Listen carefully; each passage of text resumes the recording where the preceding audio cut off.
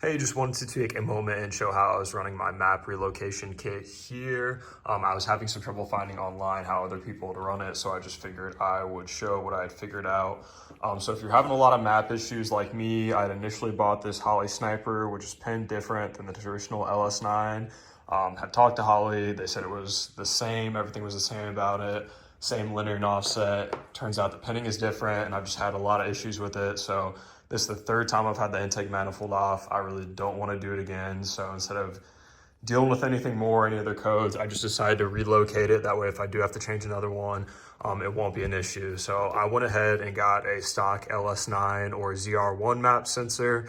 A lot of people who are boosted are going to be running this since it is a 3-bar GM compatible map sensor.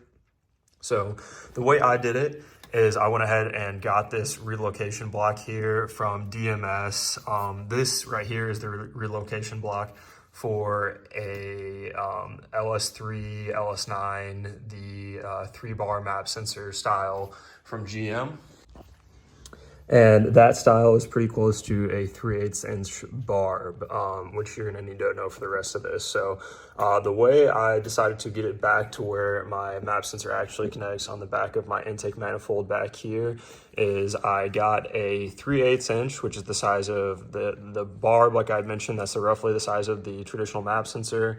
I'd gotten a 3/8 inch hose fitting there.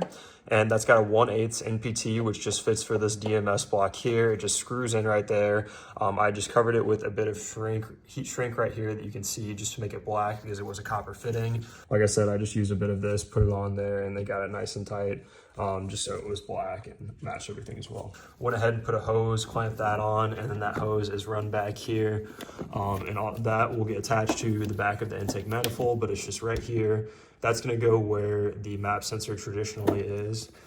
So I'll go ahead and show that as well. So this is the back of your LS6 or LS1 style intake manifold.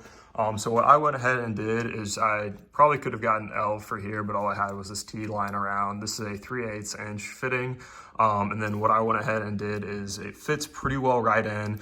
And then I just taken the rubber grommet there from the Holley map sensor I had that I was having an issue with, and I put it on there, and then it had fit pretty snug, but I went ahead and put some JB weld on it as well, got it all sealed in really good. It sealed off this cap a bit too, probably a bit over precautionary there, and then threw some black paint on it just so it looks not terrible. No one's ever gonna see it, but pretty much the easiest way to do it.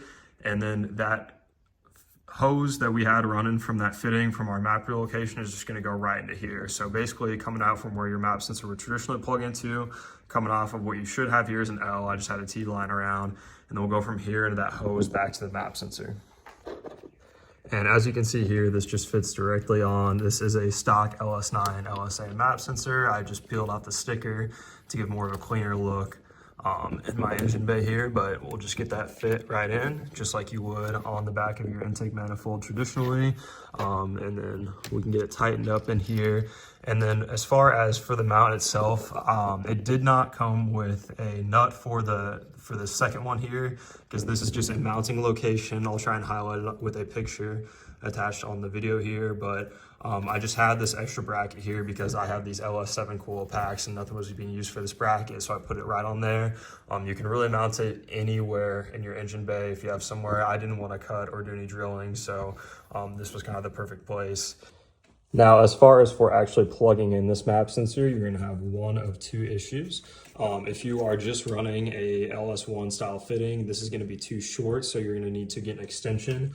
But also, if you're like me and you're running in the newer style plug, you can get an adapter. So it's kind of a 2-in-1, saves you from having to buy both. I got this adapter here that fits on, it'll clamp right over from there, and then it'll reach right behind. So it kind of does 2-for-1 for me, extends it, and then also we're converting from that old style plug to that newer style GM plug there, so I can run that 3-bar map. All right, I got the intake manifold slid back in, and then got this hose right here that was connected to our map.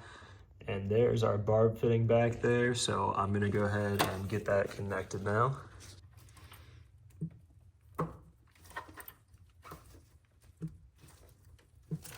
And this might be a bit of overkill, but I did throw a hose clamp back there that I just been waiting to slide forward. that I'll go ahead and tighten up just so we are sure this is not going anywhere.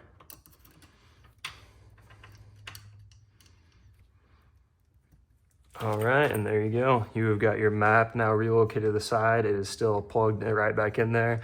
And you do not have to worry about the distance of the vacuum line here. They've done tests. I've seen guys online where you can run a lot of vacuum line before you lose enough vacuum pressure to get to your map. So just having this couple of feet here, wherever you do decide to relocate in your engine bay, you can go quite a bit further and not have any kind of issue. But good luck out there.